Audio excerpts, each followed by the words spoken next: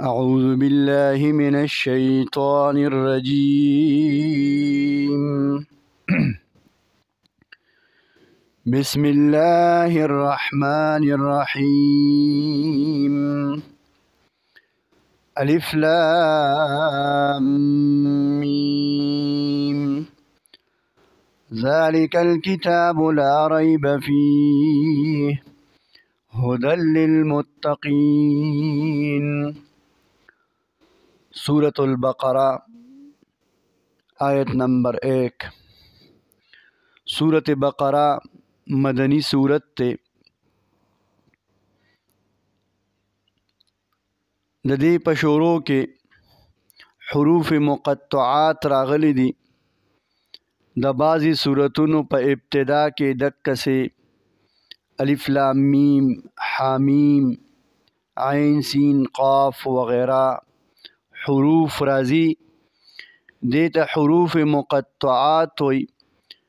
چونکہ جدا جدا ویلی کیگی دا دی وجہ وتا حروف مقطعات ویلی کیگی الف لام میم اللہ عالم دے پا معنی و مراد و مقصد دا دی حروف باندے ذالک الکتاب لا ریب فیہ دا حق کتاب دے دا قرآن کریم دا هغه کتاب دی لا ریب فیه چې پدی کې هیڅ شک نشته دی کفار مشرکین یهود نصارا وغیرہ په پیغمبر علیہ السلام باندې اعتراضات کوي چې دا قرآن د الله کتاب نه دی مونږ په شک کیو دا ته د ځان نه جوړی د شپې نعوذ بالله اخوا دیخوا خوبونه اوینی سحر خلکو ته بیانې کله به وی دا جادو او منتری دی کله به وی دا پیغمبر علیہ السلام د چا جادوگر نزد کوي نو الله جل جلاله فرمای لا ریب فیه پدې قرآن کې هیڅ شک نشتا دا منزل من الله دی د الله د طرف نه نازل شوی کتاب دی په جناب محمد رسول الله صلی الله علیه وسلم باندې جبرائیل علیہ السلام یہ نازلی د الله د طرفنا د کافرانو تمام شکوک و شبهات هغه بی دلیل دی د هغې بی وقفتیا او کمکلتوب دی نو الله فرمای لا ریب فیه په دې قرآن کې شک نشته هدى للمتقین دا قرآن ہدایت تے دا پارا دا متقیانو کم خلق چے پریزگاران دی زړونو کې تقوا دا دا اللہ نه یریدون کی دی دا اللہ سر محبت کون کی دی دے قرآن تکینی او دا زدکی پا دے باندے عمل کی دا قرآن خپل رہنما او قانون جوڑی نو دا قرآن دک متقیان او نیکان او صالحان خلق سی دلار تمخامخ کی ہدایت باندې راولی نو هدى للمتقین ہدایت تے دا پارا دا متقیانو او دا پریزگارانو اس متقیان بسنگ پیجنو کم خلق پریزگاران دی کم خلق صالحان دی او کم خلق دا دی قرآن نا ہدایت او فیدہ حاصلولی شی نو متقیان او پریزگار اغا خلق دی چی هغی کی دا صفتون موجود وی کم چې رستو را روان دی الله فرمای متقیان هغه خلق دی یؤمنون بالغیب چې اغي ایمان لري کلک یقین ساتي بالغیب په غیب باندې چې کم سیزونه د سترګو نه پناه دي لیدلی ندی او بیام په یقین ساتي چې دا شتا دا حق او سچ دی مثلا الله جل جلاله مونږ لیدلې نه دی خو زمونږ په دې کلک یقین دی چې الله شته جنت د سترګو نه غیب دی دوزخ قیامت تله د میزان حساب و کتاب فرشتي دا مونږ لیدلې نه دی حقیقت کې شته د الله ذات چې کوم دی دا غیب دی صفات اخکار دی د صفاتو نه معلومیږي او پته لګي چې الله شته. نو متقیان هغه خلق دي چې هغوی به په دې مغیباتو باندې او په دې غیبو باندې یقین ساتي، ایمان به ساتي. بل صفت د متقیانو ویقیمون الصلاة، متقیان هغه خلق دي دا قرآن هغه چاله فایده ورکوي، دا هغه چا د پاره د هدایت کتاب دی چې څوک په غیبو باندې یقین ساتي او څوک اقامت د صلات کوي، منځونه قایمي. الله پاک دانی دی ویلی ویصلون الصلاة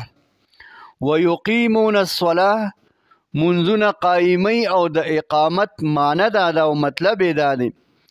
چې مونځ په وخت باندې کول، خشوع او خضوع سره کول، جمع سره کول، د تمامو فرائضو، واجباتو، مستحباتو، ممنوعاتو، مکروهاتو خیال ساتل او د هغې اهتمام کولو سره مونځ وکړی شي. دې ته اقامت د صلات ویل کي. دا نه چې دوه کړې درې نه کړې، کله کړې کله نه کړې، دغه رنګې په خپله خوښه باندې کړې، زر زر کړې نه، خشوع او خضوع سره او دکه رنګې د تمامو فرائضو، واجباتو، مکروهاتو، سننو، مستحباتو د خیال ساتلو سره، د خشوع او خضوع سره مونځ وکړی شي، نو دې ته اقامت الصلاة ویل کیږي. نو دا د متقیانو صفت دی چې ویقیمون الصلاة، مونځ به قایمي. ومما رزقناهم ينفقون، او دکه رنګې الله فرمایي د متقیانو بل صفت دا دی چې مونږ دی له کم رزق ورکړی دی، کم مال دولت هم مولا ورکړی دی، کم پیسې هم مولا ورکړی دي، مال جان وخت هر څه مولا ورکړی دي، هغه به د الله په لار کې خرچ کوي، مال به د الله په لار کې خرچ کوي، صدقات او خیرات او زکات به کوي، جان به د الله په لار کې خرچ کوي، او دکه رنګې اوقات به د دې د الله په لار کې خرچ کیږي. نو دی له چې مونږ کم مال ورکړی دی د هغې نه زکات او صدقات چې کوم نه څه کوي، فقیرانو، غریبانانو، مسکینانو لم ورکوي، په ځان او په خپلو بچو باندې هم خرچ کوي. والذین یؤمنون بما انزل الیک وما انزل من قبلک، د متقیانو بل صفت دا دی، متقیان هغه خلق دي، نبی علیہ الصلوۃ والسلام تعالی فرمائی متقیان هغه خلق دي کم کتاب چې اے محمد صلی الله علیه وسلم پتا باندې نازل شوی دی پاغي ایمان وروړي، یعنی قرآن منی. وما انزل من قبلک، او ستان اړوان دي چې کم پیغمبرانو باندې نازل کړی شوي کتابونه دي هغه مني، پاغي باندې ایمان وروړي.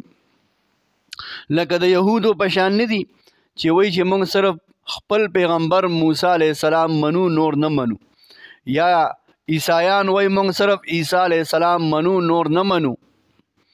نور پیغمبران قتلول، د هغې مخالفت کو، حتی د محمد رسول الله صلی الله علیه وسلم یې هم مخالفت کو. الله فرمایي متقیان د محمد علیه السلام امتیان هغه داسې نه دي، هغې په دې قرآن باندې کتاب، په دې قرآن باندې ایمان لري،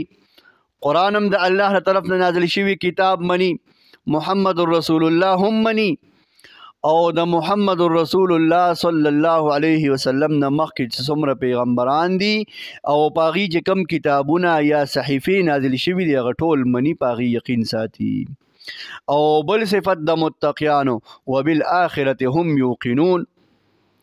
په آخرت باندې یقین ساتي، ایمان بالآخرت دی، دا یقین دی، دا عقیده ده چې د مرګ نه پس یو ژوند را روان دی، الله ته مخامخ کیږو، الله به را سره حساب و کتاب کوي د دې ژوند. نو چې دا صفتونه پکې وي نو الله ولا انعام ورکوي. ښه بیا داسې متقیانو دپاره انعام دی. څه انعام؟ اولئک علی هدی من ربهم، الله وایي دی پاس شوي دي، دی فرست پوزیشن اغسطی دی. اولئک علی هدی من ربهم، دی په سمه لار روان دي. علی هدی من ربهم، په هدایت باندې سواره دي، د هدایت د پاسه دي، دا هدایت د دې عادت ثانیه ګرځېدلی دی. 100% په هدایت باندې دک خلق دي کومو کې چې دا صفتونه دي. او اولئک هم المفلحون هم دک خلق چې کوم دي سری دا خلاص دي د عذاب نه، دک خلق کامیاب دي د الله د عذاب نه، د الله جل شانه د عتاب نه بچ دي او کامیابیدون کی خلق هم دک دي کوم خلقو کې چې دک صفات موجود دي.